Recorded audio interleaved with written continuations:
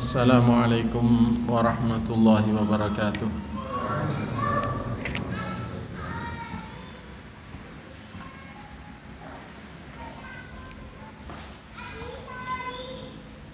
Alhamdulillahilladzi amarana bittafaqquh fid din wa arsyadana ila ittiba'i sunnati sayyidil mursalin wa usalli wa usallimu ala rasulil amin wa alihi tahirin wa ashabihi akramin wa man tabi'ahum bi ihsanin ila yaumiddin.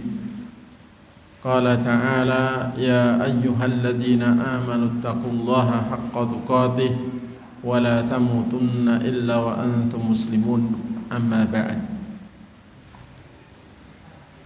Ikhwani fillah, a'azzakumullah wa rahimakum.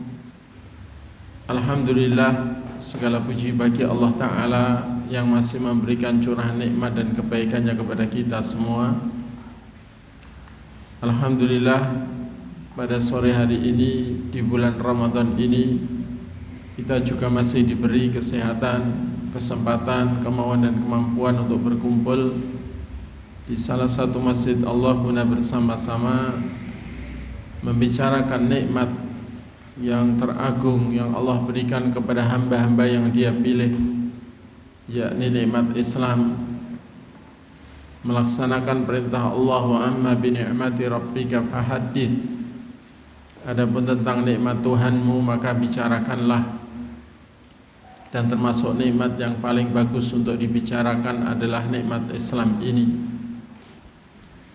Dan kita berharap kepada Allah Ta'ala semoga kita dipertemukan dengan Ramadan ini sampai akhir Ramadan dan dikaruniai hidayah taufik dan kemampuan pertolongan untuk bisa mengisi Ramadan dengan kebaikan-kebaikan yang Allah cintai dan Allah ridhai. Dan semoga semua amal kebaikan kita diterima di sisinya dan terjaga nilainya hingga hari pertemuan dengannya. Dan semoga sebagaimana kita telah dipertemukan di dunia, mudah-mudahan nanti kita dipertemukan di surga Allah Ta'ala.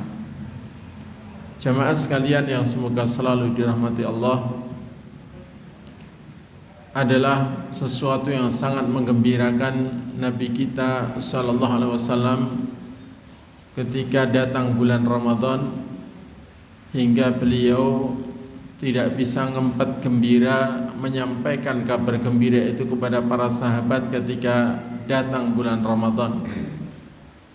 Beliau mengatakan, ja'akum syahrul Ramadan, ja'akum Ramadan syahrun mubarak yakshakumullahu bih fih fayunzilur rahmah wa yakhutul khataya wa yastajibud du'a yanzurullahu ila tanafusikum fayubahi bikum malaikatah fa'arullaha min anfusikum khaira fa inna syaqiyya man khurima fihi rahmatallah.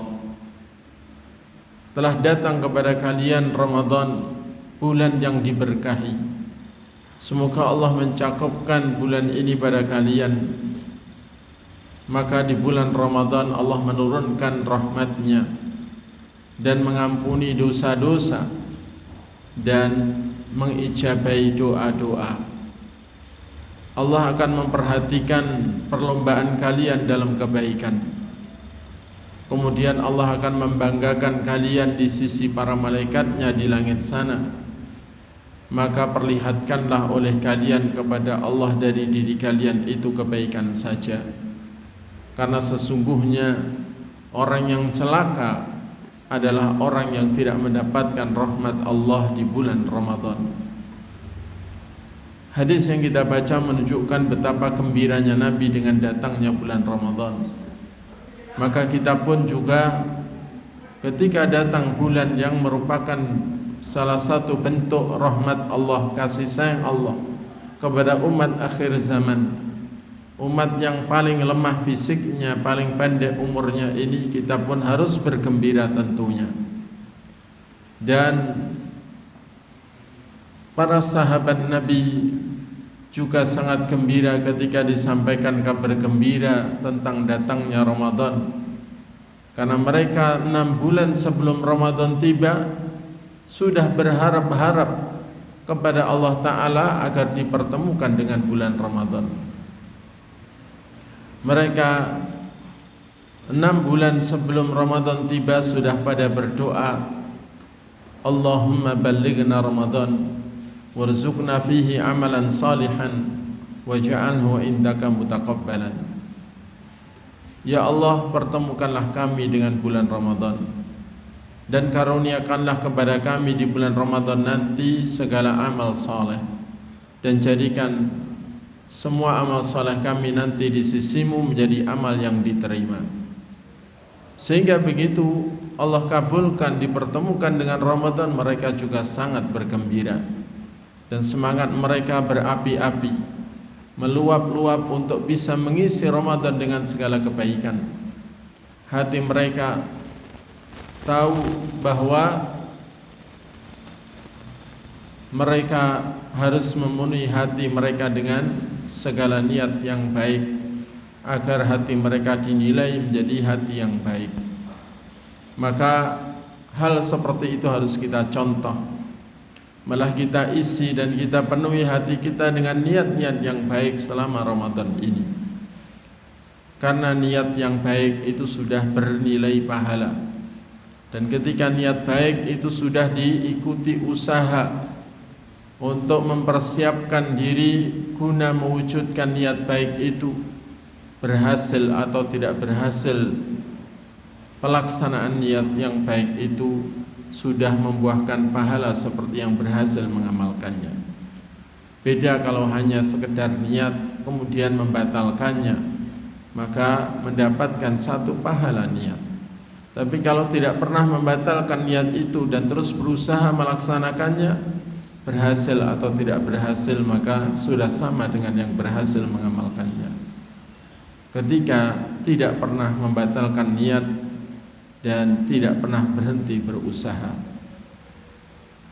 Dan hadis yang kita baca tadi menunjukkan bahwa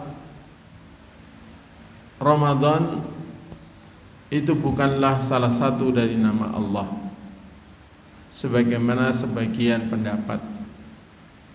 Karena Nabi menyebutnya syahrun mubarak, ja'akum Ramadan. Karena sebagian pendapat yang nyeleneh mengatakan bahwa Ramadan adalah salah satu dari nama Allah, sehingga tidak boleh menyebut bulan ini dengan sebutan Ramadan begitu saja, tapi harus syahrul Ramadan, bulannya Ramadan, yakni disebut bulannya Ramadan. Sementara dalam hadis tadi dikatakan ja'akum Ramadan, telah datang kepada kalian Ramadan, syahrun mubarak, yakni satu bulan yang diberkahi. Ini menunjukkan bahwa Ramadan adalah nama bulan ini, bukan nama Allah Ta'ala. Kemudian hadis yang kita baca juga menunjukkan bahwa keberkahan, kebaikan Allah yang sangat banyak Allah limpahkan di bulan Ramadan, sehingga kita harus tabarruk dengan bulan ini. Kita harus ngalap barokahnya bulan ini, yakni dengan cara melaksanakan hal-hal yang menjadikan kita mendapatkan keberkahan Allah di bulan ini, melakukan hal-hal yang disyariatkan bagaimana mendapatkan keberkahan di bulan Ramadan ini, yakni tabarruknya tentu dengan amal-amal saleh yang disyariatkan dengan ikhlas dan benar. Kemudian termasuk malam yang paling diberkahi, ada suatu malam yang paling diberkahi di bulan Ramadan, yakni Lailatul Qadar, yang Allah sebut sebagai Lailah Mubarakah, malam yang diberkahi. Allah mengatakan, Inna anzalnahu fi lailatin mubarakah, sesungguhnya kami telah menurunkan Al-Quran di satu malam yang diberkahi, yakni maksudnya adalah Lailatul Qadar. Sebagaimana Allah katakan, Inna anzalnahu fi lailatul qadar, sesungguhnya kami telah menurunkan Al-Quran di malam kemuliaan. Dan hadis yang kita baca juga menunjukkan bahwa di antara keberkahan dan kebaikan Allah yang Allah limpahkan di bulan Ramadan adalah bahwa Allah Ta'ala itu sangat murah dengan rahmat atau kasih sayangnya. Allah sangat murah dengan kasih sayangnya untuk dia curahkan di bulan Ramadan. Monggo Binara. Jadi kasih sayang Allah sangat murah Allah berikan. Dan itu tidak hanya di 10 hari pertama, tapi dari hari pertama Ramadan atau malam pertama Ramadan sampai hari terakhir Ramadan. Ya. Jadi Allah murah dengan rahmatnya di bulan Ramadan tidak hanya di 10 hari pertama atau sepertiga yang pertama, tapi dari awal sampai akhir. Dan juga Allah sangat murah dengan ampunannya. Fayunzilur rahmah wa yakhutul khataya. Allah itu menurunkan di bulan Ramadan rahmatnya dan menghapuskan dosa-dosa. Dan bahkan Allah Ta'ala itu sangat murah dengan ampunannya di bulan Ramadan hingga dia mengampuni dosa hamba-hambanya, kecuali dua kelompok manusia yang tidak diampuni, yakni musyrik atau musyahid, yakni orang musyrik yang menyekutukan Allah, yakni yang masih menunjukkan sebagian ibadahnya kepada selain Allah, dan orang musyahid, yakni orang yang berseteru sesama muslim, tidak saling tegur sapa ketika ketemu, tidak mau saling menjawab salam ketika salam, atau bahkan tidak mau saling salam. Ini adalah berarti orang yang tidak mau memaafkan kesalahan saudaranya.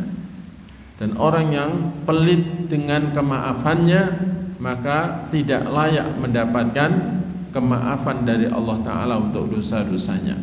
Karena al-jaza'u min jinsil amal, balasan itu sesuai jenis amal. Balasan itu sesuai jenis amal. Itulah keadilan Allah Ta'ala. Sehingga yang berhak mendapatkan ampunan dari Allah Ta'ala hanyalah orang-orang yang punya sifat pengampun, punya sifat pemaaf. Karena itu orang bertakwa itu punya sifat wal afina anin nas, al-kadhiminal ghaidha wal afina anin nas. Orang yang bisa menahan marah dan pemaaf kepada manusia, yakni yang berbuat salah. Itu adalah sifat orang bertakwa. Karena itu Allah Ta'ala mengatakan wa in ta'fu wa tasfahu wa taghfiru fa innallaha ghafurur rahim. Jika kalian itu mau memaafkan dan juga mau berlapang dada dan juga mau mengampuni kesalahan anak istri kalian ataupun orang-orang dekat kalian, maka fa innallaha ghafurur rahim. Sesungguhnya Allah kepada kalian juga Maha Pengampun lagi Maha Penyayang. Mafhum dari ayat ini berarti kalau seorang itu tidak pemaaf, tidak mau memaafkan kesalahan orang, tidak mau berlapang dada, ya, ketika melihat istrinya, anaknya atau saudaranya berbuat salah, dan juga tidak mau mengampuni kesalahan saudaranya, maka Allah pun tidak akan pengampun dan penyayang kepada orang itu. Karena yang diampuni hanyalah yang pemaaf, yang dirahmati hanyalah yang penyayang. Karena itu pesan Nabi, ighfiru yughfar lakum, maafkan kesalahan orang niscaya dosa-dosa kalian juga dimaafkan. Maafkan kesalahan orang niscaya dosa-dosa kalian diampuni. Dan irhamu man fil ardi yarhamkum man fis sama. Kata Nabi, sayangilah orang yang ada di muka bumi niscaya Allah yang ada di atas ketinggian sana membalas menyayangi kalian. Dan Nabi juga mengatakan, malam yarham la yurham. Barang siapa yang tidak punya kasih sayang maka tidak akan dirahmati. Nabi juga mengatakan innama yarhamullahu min ibadihi rahama. Sesungguhnya yang dirahmati Allah dari kalangan hamba-hambanya hanyalah orang-orang yang penyayang. Yang dirahmati hanyalah orang-orang yang punya sifat rahmah, yakni kasih sayang.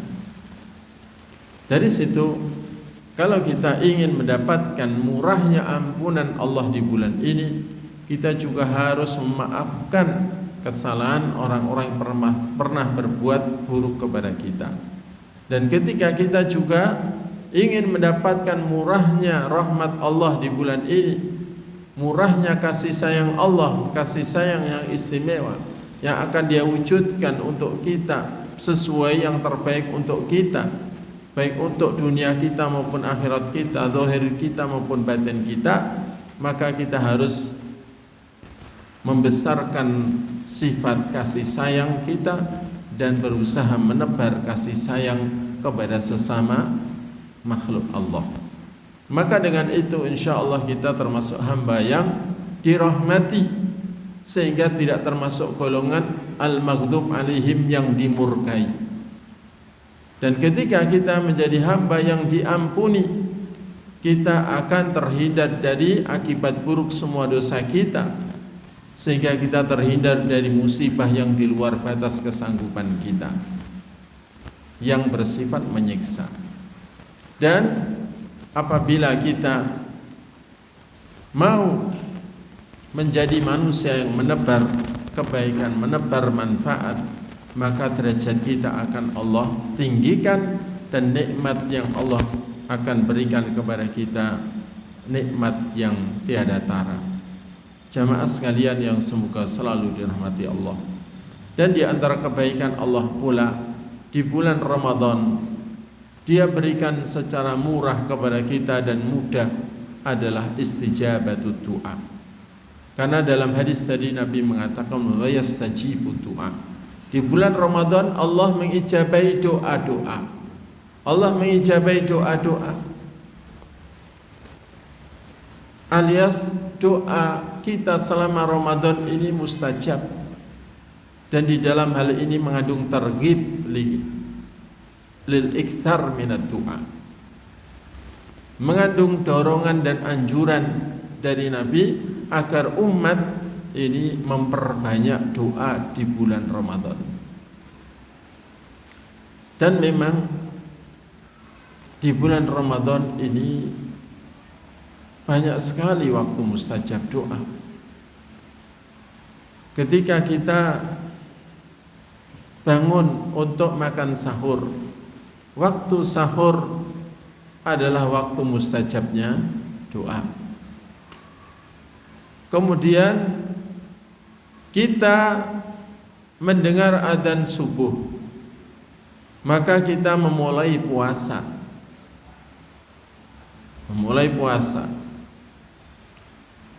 Ketika puasa, maka doa-doa mustajab. Rasulullah mengatakan salatu da'watin mustajabat. Ada 3 doa yang pasti diijabahi. Da'watus shaim, wa da'watul musafir, wa da'watul madlum.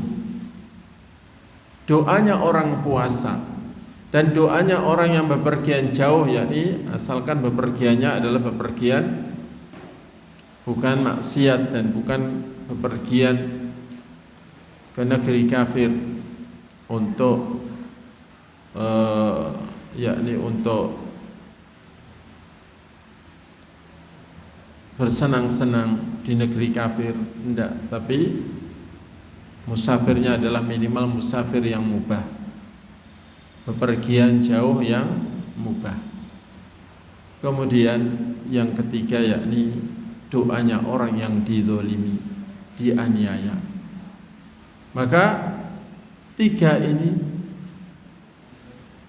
kelompok manusia ini doanya mustajab, dijamin diijabahi asalkan tidak melakukan penghalang ijabah.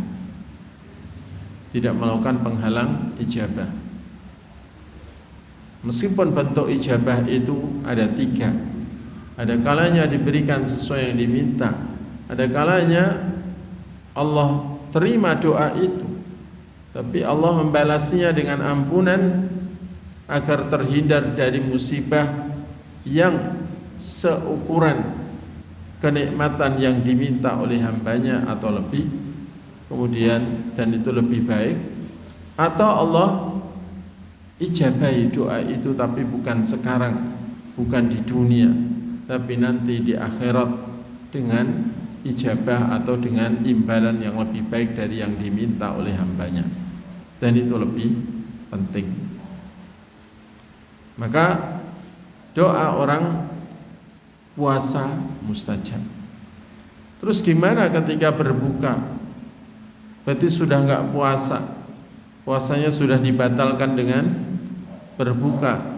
Apakah doanya juga mustajab? Jawabannya iya. Rasulullah mengatakan innalis-shaimi 'inda fitrihi la da'watan maturat.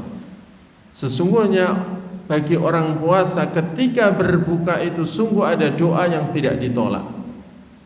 Jadi ketika berbuka itu ada doa yang tidak ditolak. Minta 5 permintaan, minimal 1 enggak ditolak. Minta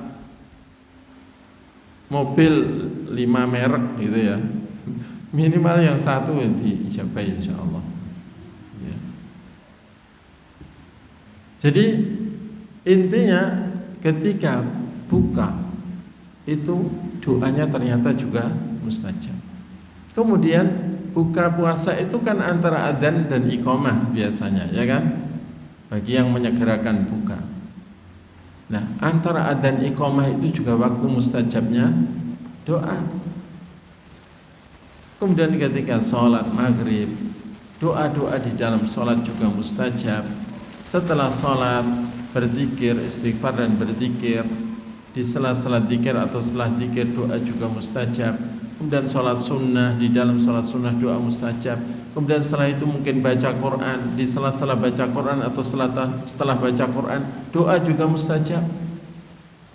Karena kalau setelah baca Quran doa itu enggak mustajab, ya tentu Nabi tidak menganjurkan kita untuk berdoa setelah baca Quran. Sementara beliau mengatakan idza qara'tumul Quran fas'alullaha bih fa innahu sayati unasun yaqra'unal Qur'ana wa yas'aluna an-nasa bih.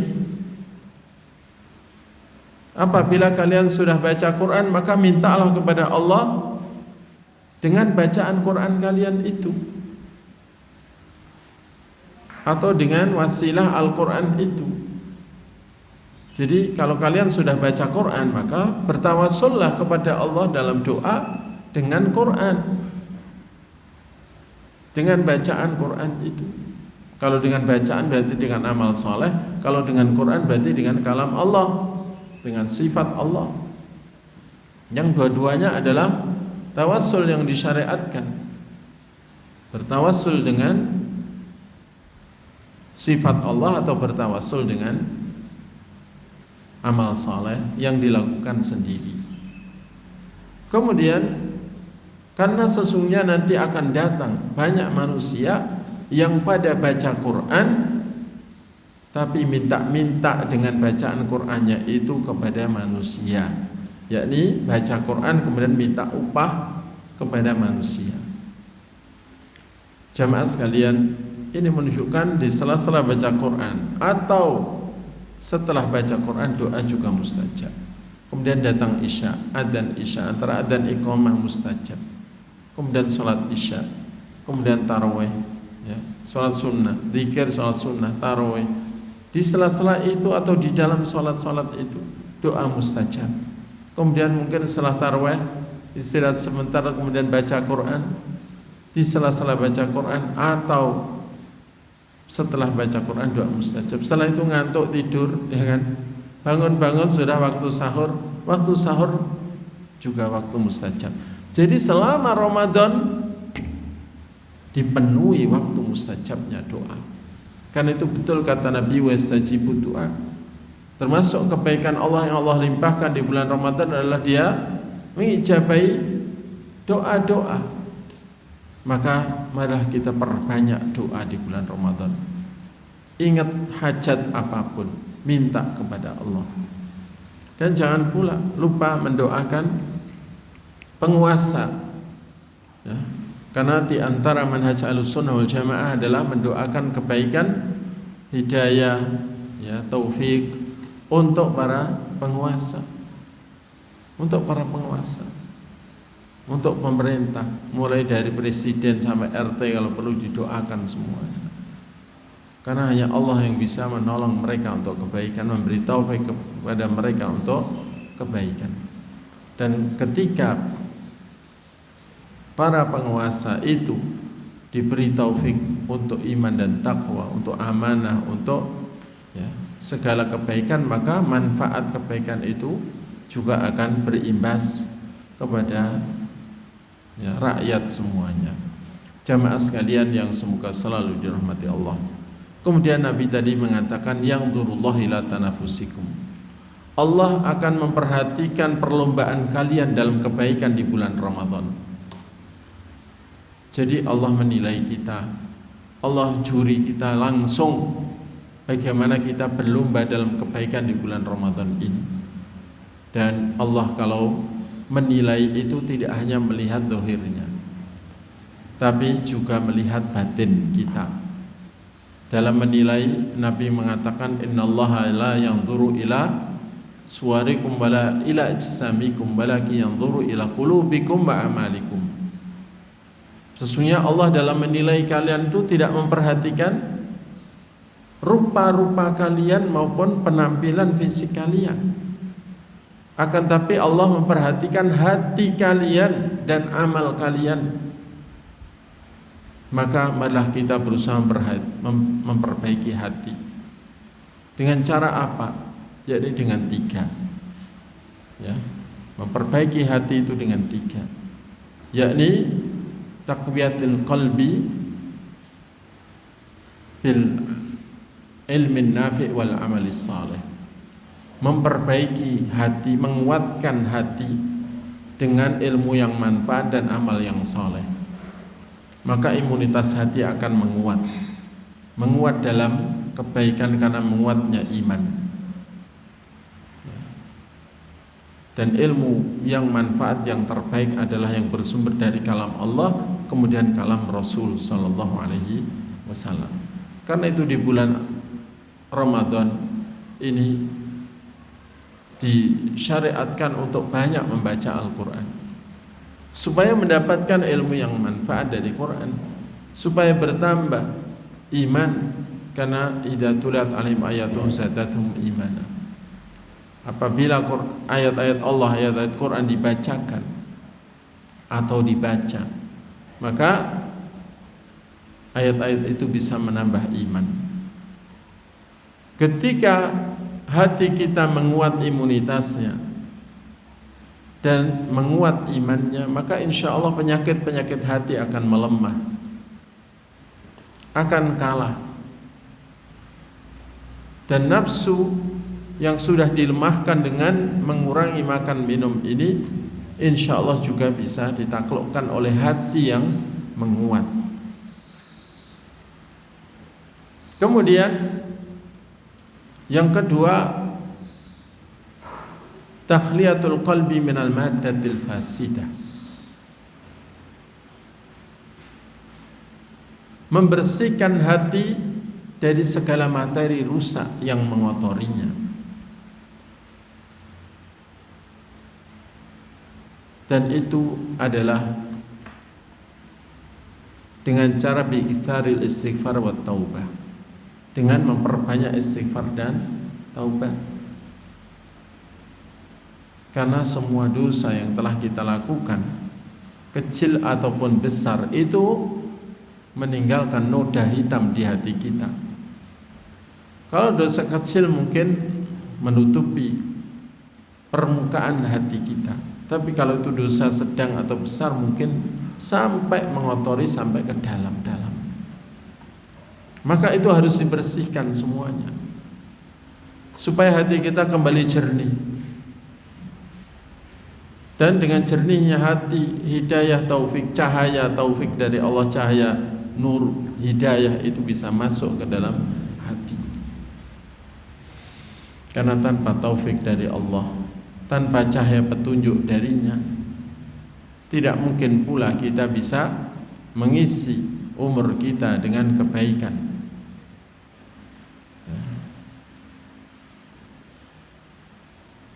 Wa ma kunna linahtadiya laula an hadanallah.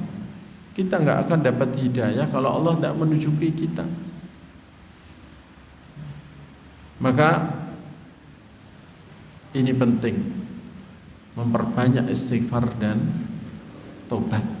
Apalagi di bulan Ramadan, Allah sangat murah dengan ampunannya. Ini kesempatan emas bagi orang yang peduli akan keselamatan diri dari siksa Allah akibat dosa-dosa yang telah dilakukan.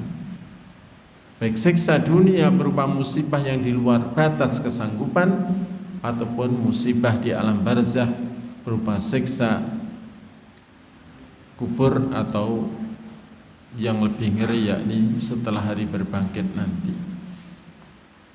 Maka ini kesempatan emas untuk menyelamatkan diri dari siksa dengan banyak istighfar dan taubat. Maka dengan itu hati pun jernih, dan insya Allah ketika hati itu jernih, godaan pun itu bisa dihindarkan. Kemudian yang ketiga ada untuk memperbaiki hati adalah himyatul qalbi minal mu'ziyat wa hiya fitanu syubhat wa syahwat. Menjaga hati dari segala yang bisa menjangkitinya, menjangkiti penyakit pada hati, yaitu segala godaan syubhat maupun godaan syahwat. Godaan syubhat berupa ucapan-ucapan orang-orang yang membawa kebatilan dan kesesatan, yang mencampur aduk antara yang benar dengan yang salah supaya bisa ngegolkan kesesatannya. Jadi kesesatan itu diramu dengan kebenaran, kebatilan diramu dengan kebenaran supaya nampak benar. Itulah syubhat. Maka kita harus menjaga diri dari syubhat, karena hati kita lemah. Al-qulubu dha'ifah wa syubhatu khattafah. Hati itu lemah, sementara syubhat itu menyambarnya cepat dan kadang masuknya halus. Dan ketika syubhat sudah masuk ke dalam hati, kadang-kadang sulit dikeluarkan. Kemudian juga menjauhi fitnah syahwat, godaan yang bisa menjerumuskan kepada segala jenis maksiat. Karena hati itu juga lemah. Keingkaran hati juga bisa menurun terhadap kemungkaran ketika sering menyaksikan. Karena itu menjaga hati. Maka inilah 3 terapi yang perlu kita lakukan agar hati kita baik, sehat, hidupnya sehat, kuat, dan penyakit-penyakit hati itu bisa hilang dari hati kita, sehingga hati kita hati yang selamat dari penyakit, yang akhirnya menjadi pemilik qalbun salim, yang itu merupakan kunci keselamatan di hari kemudian dalam kehidupan kekal abadi setelah kematian kita nanti. Yauma la yanfa'u malu wala banun illa man atallaha biqalbin salim. Di mana hari itu tidak lagi bermanfaat namanya harta dan keturunan, kecuali bagi orang yang menghadap Allah dengan membawa hati yang bersih, yang selamat dari segala penyakit dan dari segala yang mengotori hati. Nah, hati kita harus kita terapi seperti itu supaya sehat, hidupnya sehat, dipenuhi rasa cinta kepada Allah Ta'ala, penuh harap hanya kepadanya, dan takut hanya kepadanya, tawakal hanya kepadanya, menggantungkan segala hajat hanya kepadanya, dan juga sibuk mengingatnya dan juga dipenuhi dengan niat-niat yang baik saja, tidak ada satupun niat yang buruk bertempat di hati. Ketika hati kita baik, maka Allah akan menilai kita ini adalah orang yang baik. Dan ketika hati itu baik, pasti ucapan dan perbuatannya juga baik. Karena kata Nabi, dalam jasad ini memang ada satu gumpalan yang kalau itu baik, seluruh jasad ikut baik. Kalau itu rusak, maka seluruh jasad ikut rusak. Dan gumpalan itu adalah hati, al-qalb. Jadi kalau orang itu hatinya baik, pasti zahir batinnya baik. Tapi kalau zahirnya buruk, ucapannya buruk, sikapnya buruk, akhlaknya buruk, pasti hatinya buruk. Sedangkan orang yang zahirnya baik, belum tentu hatinya baik. Kalau hatinya baik, pasti zahirnya baik. Zahirnya buruk, pasti hatinya buruk. Zahirnya baik, belum tentu hatinya baik. Karena orang-orang munafik itu juga zahirnya berusaha untuk baik, meskipun hatinya busuk. Jamaah sekalian yang semoga selalu dirahmati Allah. Yanzurullahu ila tanafusikum fayubahi bikum malaikatah. Allah memperhatikan perlombaan kalian dalam kebaikan di bulan Ramadan, kemudian Allah akan membanggakan kalian di sisi para malaikatnya di langit sana. Nah, kira-kira kita ini sudah layak belum menjadi hamba yang dibanggakan Allah? Kalau kita melihat bagaimana para salaf dahulu di bulan Ramadan, bagaimana para sahabat, para tabi'in atau tabi'in, salafus saleh di bulan Ramadan, sepertinya kita masih jauh. Sepertinya kita belum layak dibanggakan Allah. Apalagi kita yang suka bangga diri, tambah tidak pantas dibanggakan oleh Allah. Karena orang bangga diri udah merusak amalnya sendiri. Belum lagi kalau tidak puas dengan pujian diri, akhirnya mengharap pujian orang, hancur sudah pahala kebaikan-kebaikannya. Maka bagaimana kita ini bisa dibanggakan oleh Allah Ta'ala? Di antara kuncinya kata Nabi, fa'arullaha min anfusikum khaira. Karena kalian nanti di bulan Ramadan ini diperhatikan oleh Allah bagaimana perlombaan kalian dalam kebaikan, kemudian akan dibanggakan bagi yang nilainya bagus. Maka perlihatkanlah kepada Allah dari diri kalian, dari zahir batin kalian itu kebaikan saja. Berarti apa? Supaya zahir batin kita nggak ada keburukannya, ya otomatis hati kita harus kita bersihkan dari segala keburukan. Iri harus hilang, penyakit iri dengki harus hilang, penyakit bakhil harus hilang, penyakit suka meremehkan saudaranya, merendahkan saudaranya harus bersih, hilang. Keinginan-keinginan untuk bermaksiat kepada Allah harus hilang. Hatinya dipenuhi keinginan yang baik.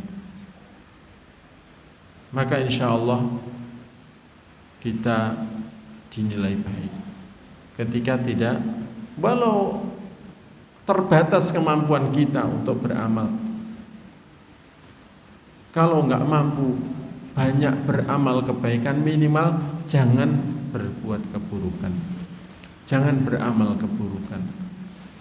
Kalau terlanjur, segera minta ampun dan bertobat kepada Allah. Perlihatkan dari diri kalian kepada Allah itu hanya kebaikan saja. Itu kata Nabi, pesan Nabi. Kenapa kalau sampai kita berbuat banyak keburukan di bulan Ramadan? Apa bahayanya? Bahayanya bisa nggak dapat rahmat kasih sayang Allah. Karena hadis tadi ditutup dengan kalimat fa inna syaqiyya man hurima fihi rahmatullah. Karena orang celaka adalah orang yang tidak dapat rahmat Allah di bulan Ramadan. Dan termasuk orang celaka, kata Nabi juga, ya, raghma anfu rajulin ja'a Ramadan hatta yansalikha min falam yughfar lahu atau kama qala ahli salatu wassalam. Celaka seseorang datang padanya Ramadan hingga Ramadan meninggalkannya, ternyata dosa-dosanya belum diampuni pula. Berarti orang enggak dapat rahmat Allah di bulan Ramadan juga celaka. Orang yang enggak dapat ampunan Allah di bulan Ramadan juga orang celaka. Bulan murahnya rahmat, bulan murahnya ampunan, kok enggak dapat, itu gimana? Maka kita harus menjauhi semua dosa yang ancamannya laknat. Ancamannya laknat, seperti membuat gangguan di jalannya manusia atau di tempat berteduhnya manusia, membuat gangguan. Atau juga wanita mencukur bulu alis, bertato, menyambung rambut. Maka ini semua termasuk dosa-dosa yang mengundang laknat. Laki-laki menyerupai wanita, wanita menyerupai laki-laki. Semuanya ini termasuk dosa yang mengundang laknat. Maka semua dosa yang mengundang laknat Allah, arti laknat itu dijauhkan dari rahmat, harus dijauhi semua. Karena kalau sampai kita lakukan kemudian kita nggak dapat rahmat di bulan Ramadan, maka sungguh celaka. Jamaah sekalian yang semoga selalu dirahmati Allah. Dan termasuk ibadah besar di bulan ini selain menjaga salat 5 waktu dan semua kewajiban di dalam Islam adalah siam Ramadan. Dan perlu diketahui bahwa siam tidak hanya siam perut. Jadi yang puasa tidak hanya perutnya. Kalau yang puasa hanya perutnya, masih banyak makhluk-makhluk Allah yang lain yang lebih hebat puasa perutnya daripada manusia. Kelelawar itu dari kecil sudah puasa perut setiap hari. Maghrib cari makanan. Kalau belum bisa terbang, induknya nyarikan makan dan ngasih makan anaknya. Nanti subuh sudah cari pencoan. Siang puasa. Itu dilakukan sejak kecil. Ular kalau sudah makan makanan yang besar, itu bisa 2 pekan tidak makan. Bahkan kalau yang sangat besar makanannya sampai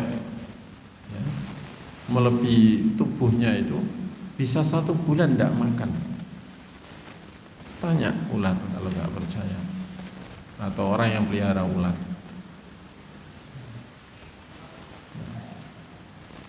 Buaya itu kalau sudah perutnya penuh makanan, apalagi yang tulangnya besar kayak ngemplok kambing atau sapi,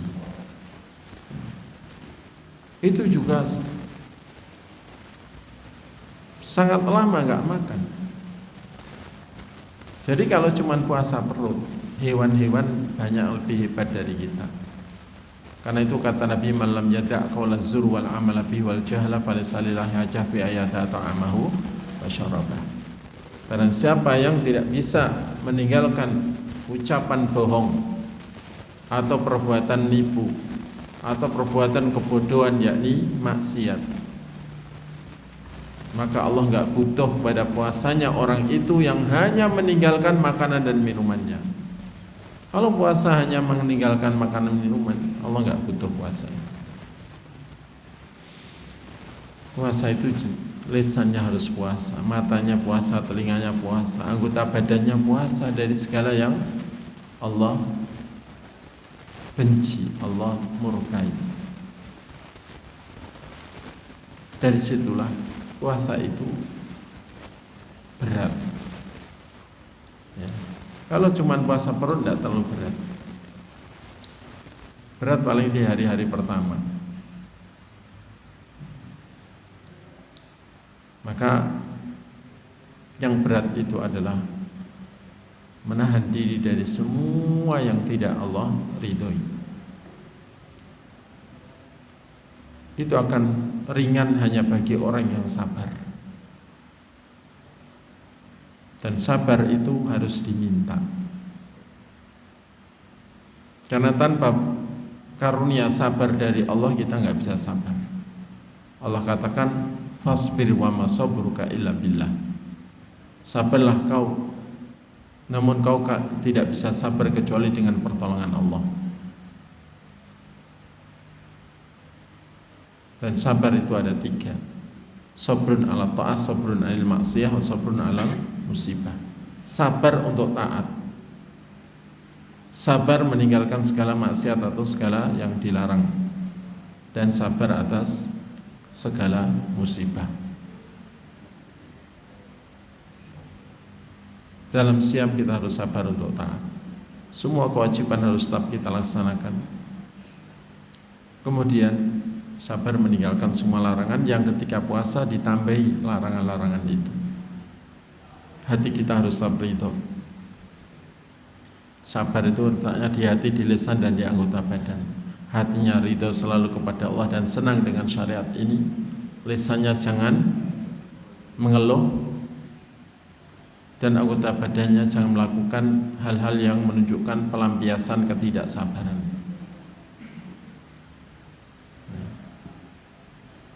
Walau perut perih, haus, tidak usah mengeluh. Sabrun jamil itu sabrun bila syakwa, sabar tanpa mengeluh. Mau hawa panas apa cuaca gimana, nggak usah mengeluh. Itu mengurangi pahala kita. Baik, ini udah mau adzan ya. Kita akhiri sampai di sini. Mudah-mudahan Allah memberi manfaat dari apa yang kita kaji. Semoga Allah Ta'ala menjadikan kita hamba-hamba yang bersabar, yang kalau kita bisa bersabar, sabar untuk taat, sabar meninggalkan maksiat maupun sabar atas musibah, maka berarti takwa itu bisa kita gapai, karena hakikat takwa itu juga mewujudkan kesabaran dalam 3 hal tersebut. Ya, sehingga puasa jurusannya la'allakum tattaqun, agar kalian bisa bertakwa, itu memang ya sama.